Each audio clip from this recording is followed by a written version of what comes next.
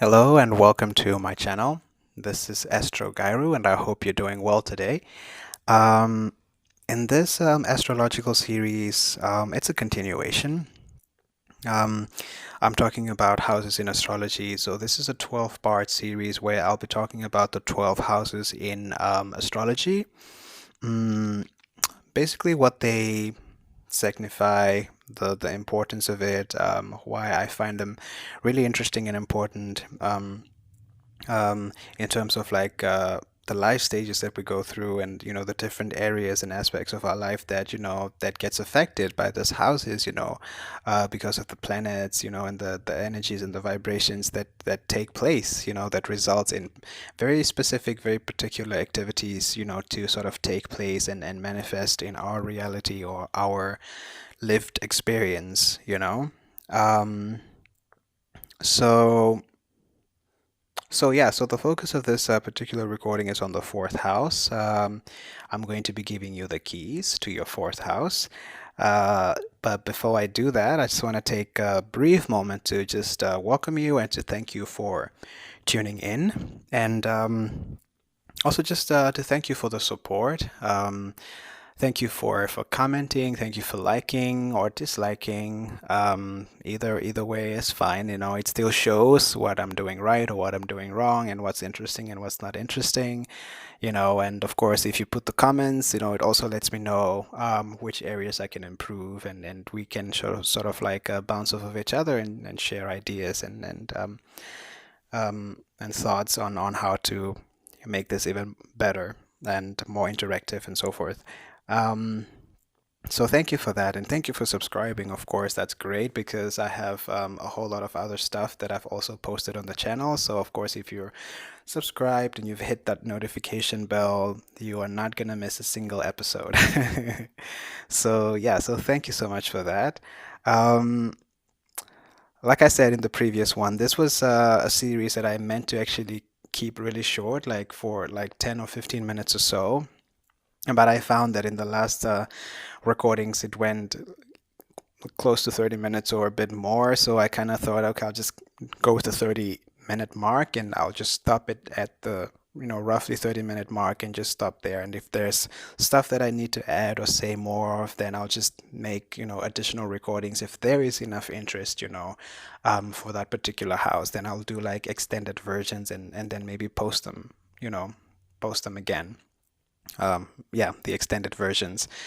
So and then in that way, it's not super, super, super long.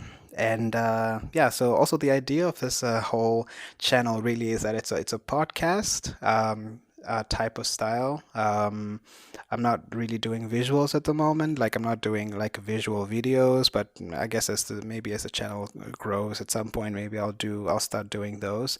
I'm a bit camera shy, so I kind of thought that I'll just do like a podcast because I want to share this information. I want to share this knowledge, and it's something that I'm passionate about. And I've kind of figured, okay, maybe I'm not super confident in front of the camera, but maybe I can actually just do recordings and make this audio clips, and in that way, I'm still sort of interacting and I'm still, sharing. Something that I'm really passionate about and that I've spent many years like researching and learning. And so, of course, it's great to always, give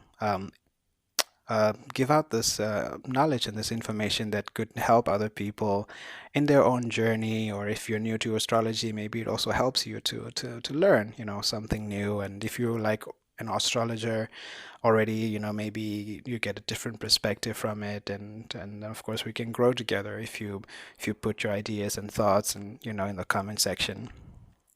Um, so yeah, so that's the pretty much the gist. Yeah, so I guess we're gonna dive into the fourth house. Um, so the fourth house, like I said, is connected to the family. It's connected to the home. Traditionally, actually, the fourth house was connected to the father figure. Um, so there's a bit of a back and forth. Some astrologers tend to look at the fourth house as like the father figure, the father energy, and the 10th house as the mother energy. But then again, also Cancer is like a feminine sign. It's ruled by the moon, which is considered like a feminine, like the divine feminine energy, the ultimate, divine feminine energy. So some people felt it made more sense to kind of, refer to it as more the female, or more the mother, or the feminine energy, and the 10th house is more the masculine, or more the father figure, or father energy. But it really, yeah, for me, I tend not to, maybe, I don't put so much focus on that, to be quite honest. I could easily just call it the father house or the mother house. Like, it doesn't have so much of a significance to me, because also what I've realized through therapy and through working with clients is that um, sometimes you might grow up in a household where the mother takes on a more father role when we're talking about gender roles.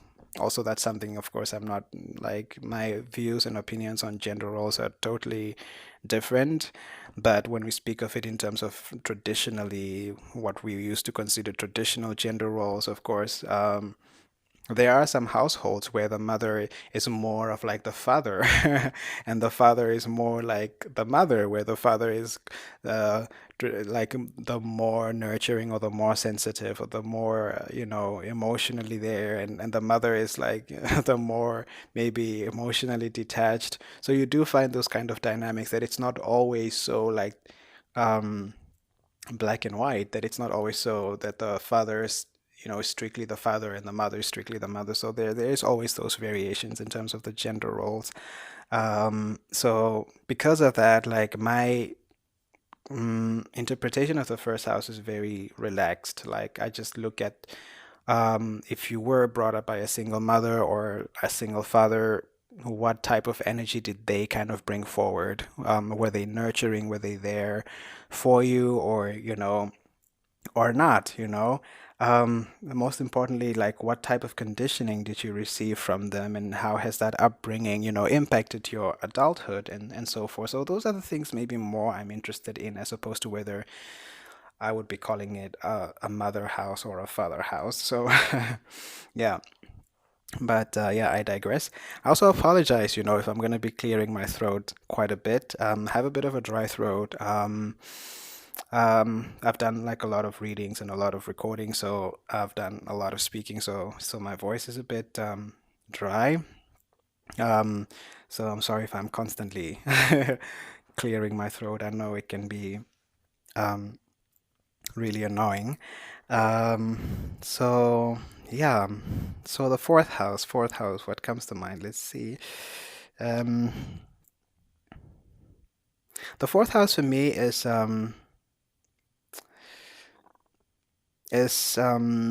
very interesting.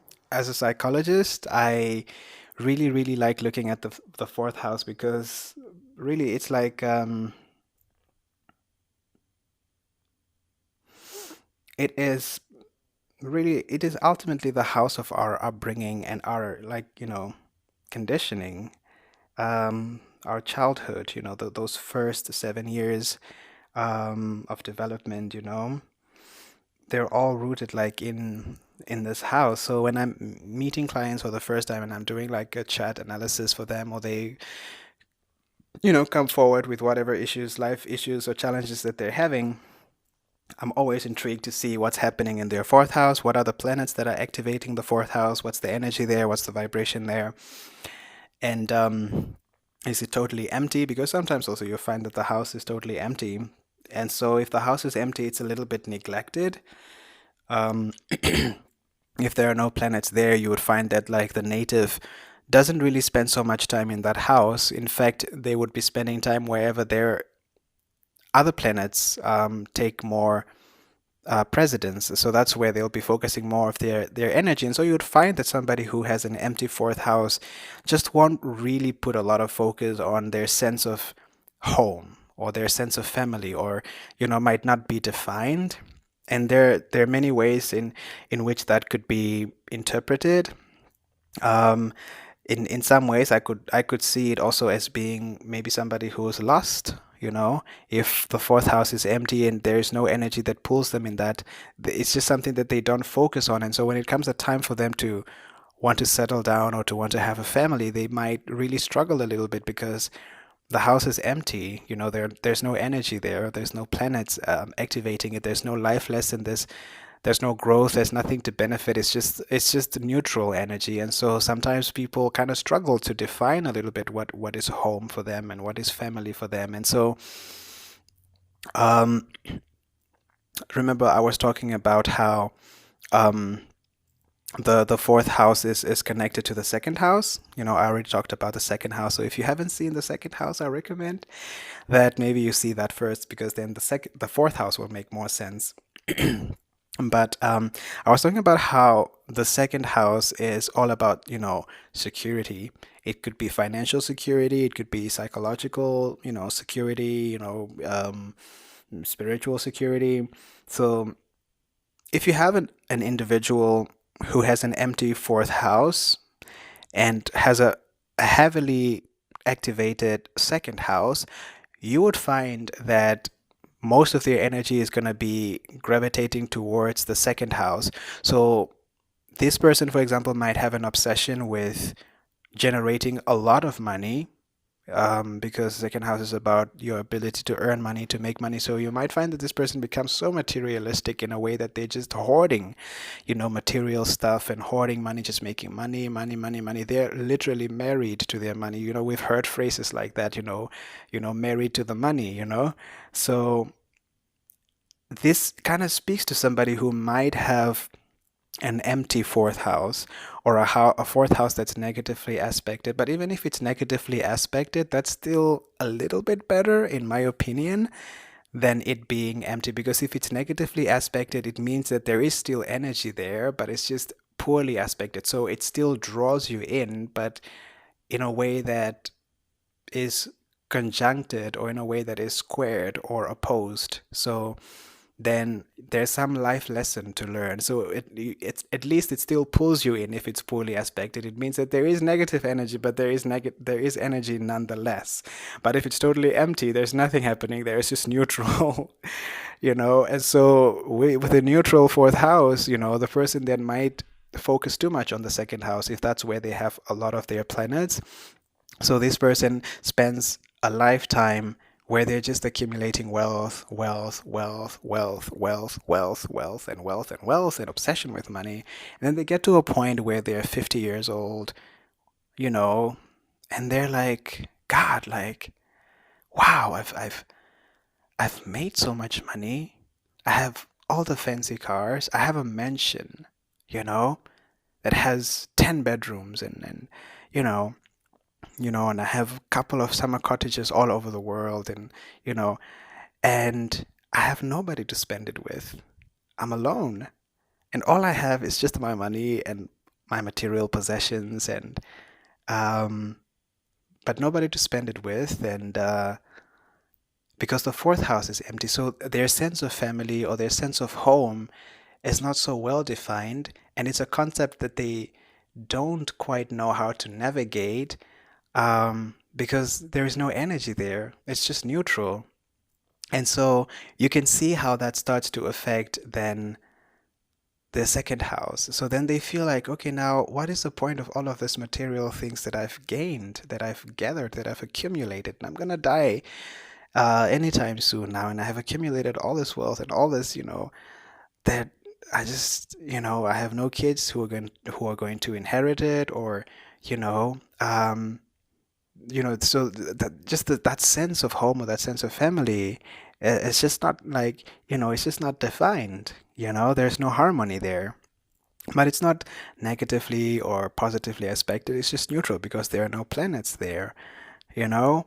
Um, but the positive thing is that if they have a planet, at least one planet in their 10th house, the house of legacy, the future, then this person might then come to a conclusion where they'd be like, okay, so I don't have a family, but I could convert my wealth into creating some sort of foundation where I'm going to donate all my money when I die, or some of my money while I'm still alive, and I'll start like a foundation that helps the the needy, or a foundation that focuses on whatever area interests them, whether it's a school, community school, or some sort of community project.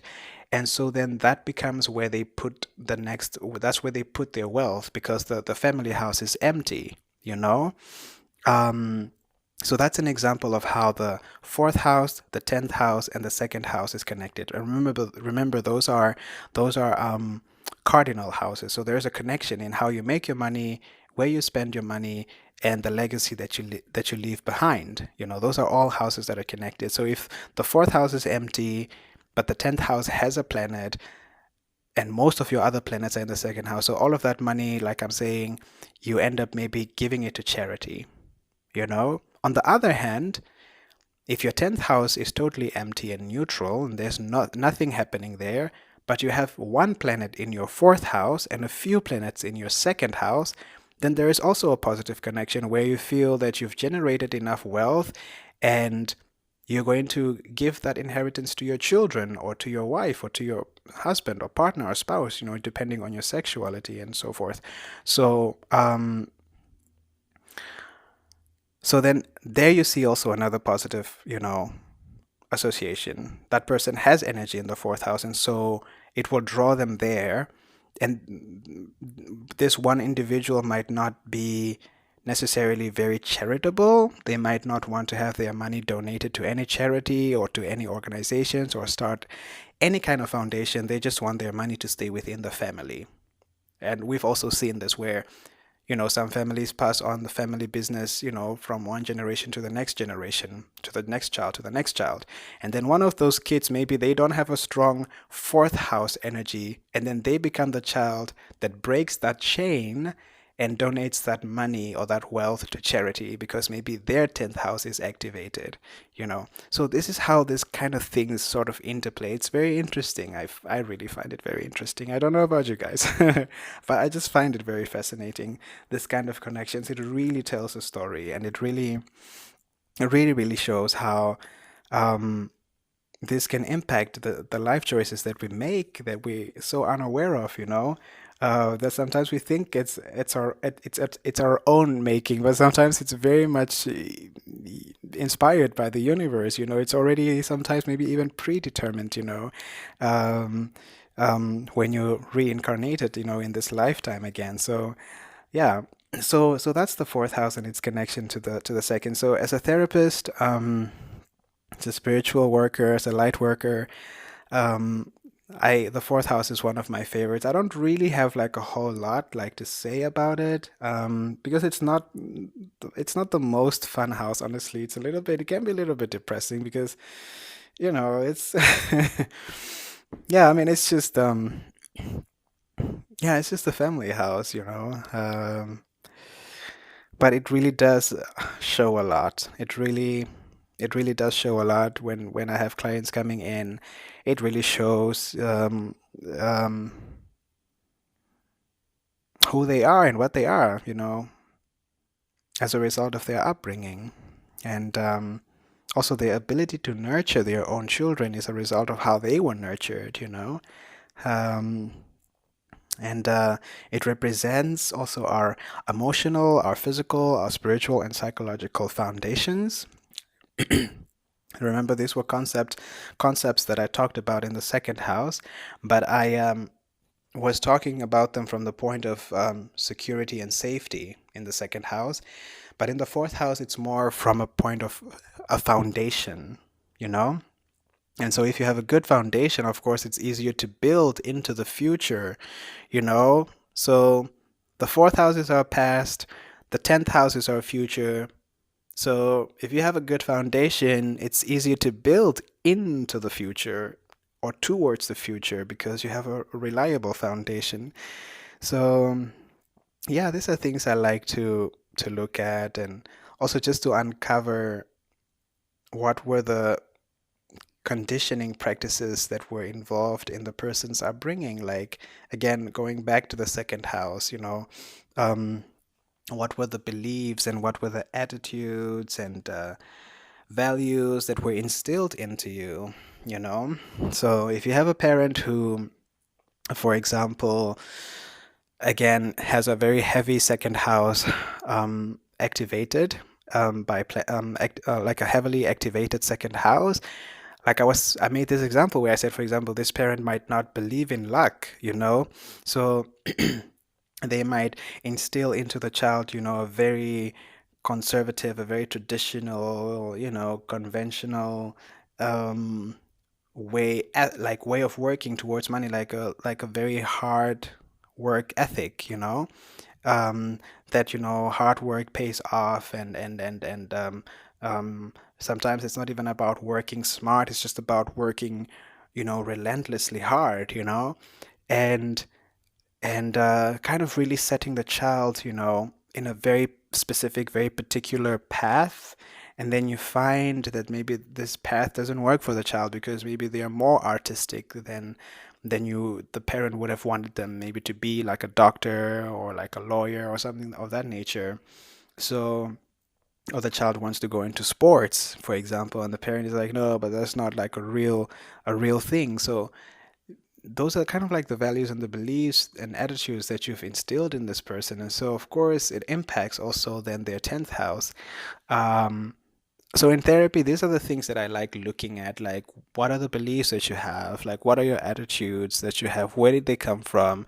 And then we try to sort of like undo those things and sort of like replace them with more positive, like more positive patterns and more positive, different values and maybe different beliefs. Yeah, so this house also talks about our instincts and our unconscious, urges. Much more different from the third house of communication, which is really about the conscious mind, Um, the active conscious pursuit of knowledge and communication and expression, whereas in the fourth house, it's really unconscious. It's really things that are deep rooted,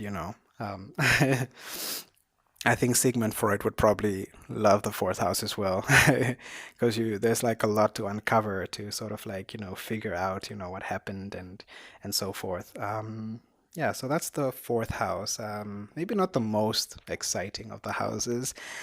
Um, what else?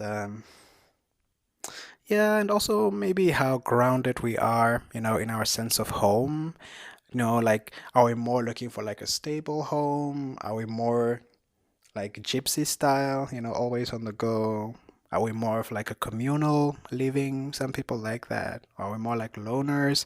And again, also it depends not just on the planet, but also on the energy embodied by that planet. Like maybe somebody who has, let's say, um,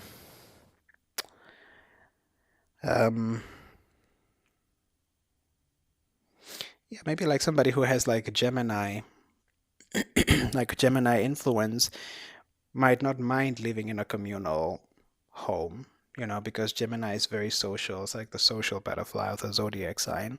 So they might like the idea of like having a roommate, you know, um, having a roommate, for example, and somebody who maybe is an Aquarius, for example, Aquarius, even though Aquarius people are very uh, kind of like like communal. I mean, they're about, well, they're not like social activists. They're not active social activists like Libras are, but they're like behind the scenes activist kinda, But they're kind of loners also. I look at Aquarian people as like loners. And so if you also have like a strong Aquarian energy or presence in your fourth house, you might have you might kind of be like a loner, somebody who just likes being by themselves.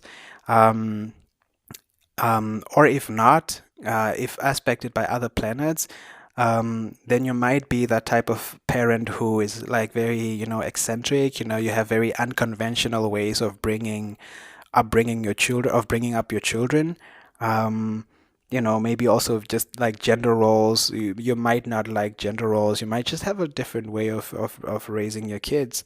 Um, Whereas if you have like a Cancer energy here, uh, matched along with maybe a Capricornian energy, then you might have that sort of like traditional upbringing that tries to, uphold, those traditional gender roles and so forth, Um, Sagittarius energy here might be somebody who likes traveling. They might be the gypsies style people who, you know, life is like an adventure for them. So home is just like wherever fun is.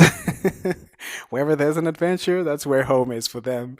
So, or even Aries, so they might be the types of people that like, they might want to move a lot and can easily get bored, living in one house for too long. Maybe not the most sentimental, like Cancer, for example. Cancer energy in the fourth house might stay in the same house and, might have a lot of sentimentality tied to it that they might not want to move to another house. But Aries would be like, man, I've been living in this house 5 years. I think it's time to move to a different apartment or just a different house. Or, Sagittarius is like, yeah, I just need to move to another country altogether and call that my home.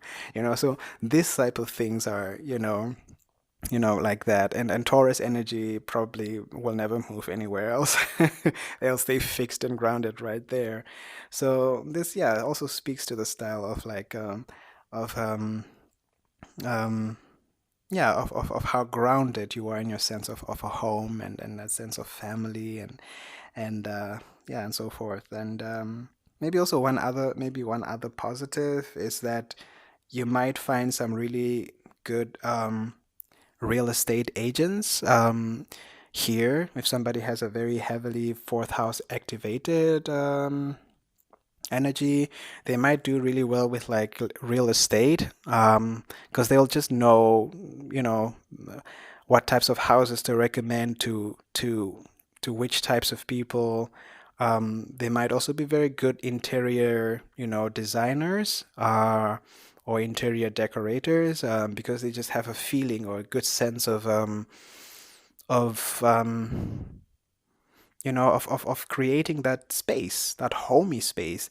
And then again, also when using this same analogy of real estate, again, it also depends on the energy that the planet embodies. So again, if you have like an Aquarian energy in the fourth house in terms of real estate or in terms of like interior decoration, their style of decoration might be more eccentric, more unconventional. So it will be that, eccentric, unconventional interior designer, So that could be, you could potentially be dealing with somebody who has like Aquarian energy in their fourth house, Someone who is Cancer in the fourth house might be an interior designer who likes to create a more warm, more traditional, more cozy, sentimental type of home, And someone who has Aries might create a space that's more fun, like more adventurous, like bright colors, probably even featuring like lots of red and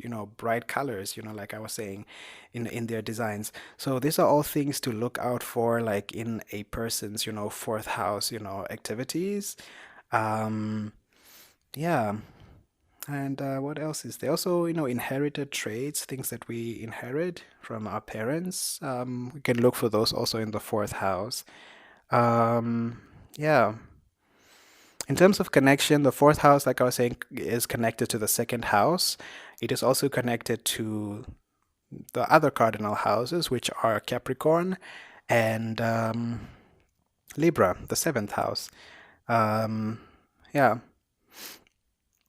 And especially the connection to I think the fourth house has the strongest connection to all of its houses, actually, because I just made quite a lot of examples how the fourth house connects to the second house of material and security and things of that nature. But also when we talk about foundations, because the fourth house also is about, having really well established foundations in terms of emotionality, physicality, spirituality, and psychologically. Um, so when we're talking about these foundations and connected to the seventh house, it actually even makes sense because the seventh house is marriage partners, business partners, other people, like serious relationships. And there is no way that we would go into a serious relationship or want to get into a marriage, with somebody if we're not coming from a place, of a good foundation. Well, sometimes it happens that people get married for the wrong reasons because it was done on the wrong foundation and then the marriage doesn't work. So then again, you go back to the fourth house and you look what happened. What was the upbringing? What were the values? What were the attitudes? What were the beliefs? Why didn't it work? Maybe it's not you, maybe it's the other person. What's in their fourth house? So that's also interesting when I'm doing couple therapy or when someone is interested in couple therapy interpretations and things to also look into your partner's fourth house, because that could also show potentially things that you might want to avoid, energies that you might want to avoid if they didn't deal with their fourth house stuff. So that's the connection that the fourth house has to the seventh. Um, and of course, in terms of the 10th house, I think it makes sense in terms of like the legacy you want to leave behind, your future essentially. And so, of course, again, that foundation is important. So that's how it's connected to the other cardinal houses.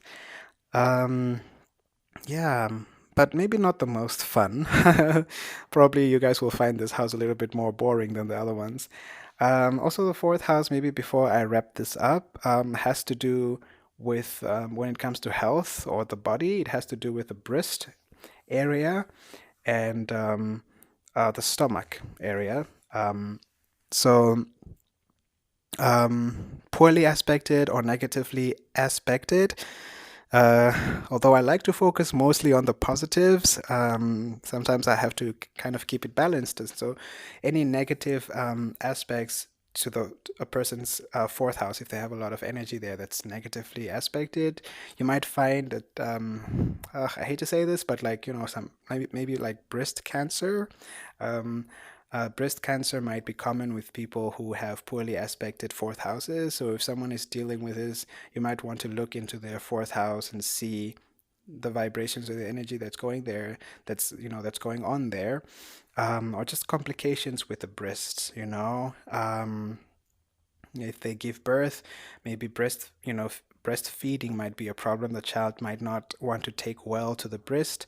There would be some resistance or something, with that divine connection to the child or something of that nature regarding the breast, or it takes longer for the child, to connect to the breast, area. And of course, that leads to a lot of distress and worry and anxiety also on the mother side, because you want to feed your baby, and if the baby is not taking well to the breast, then it's like it's concerning. But there has been cases like that where the child doesn't immediately take well to the breast, there's some resistance. Um, or some complications. So that's one thing. And also like stomach cancer or complications with food, like food sensitivities, food allergies. Um, and also stress is carried predominantly in the stomach. So people with a lot of fourth house energy, if they're stressed out, the stress goes down to the stomach. So they tend to have stomach cramps or stomach ulcers, just complications with the stomach, and yeah, things of that nature. Mm, I remember in the second house the third house, sorry, I was talking about it's the shoulders with the third house, because it rules the shoulders, so the stress is on the shoulders. But with the fourth house, it's in the stomach area, so complications there.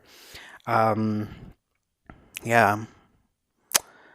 So those are the little bit more darker, maybe negative aspects. On the positive,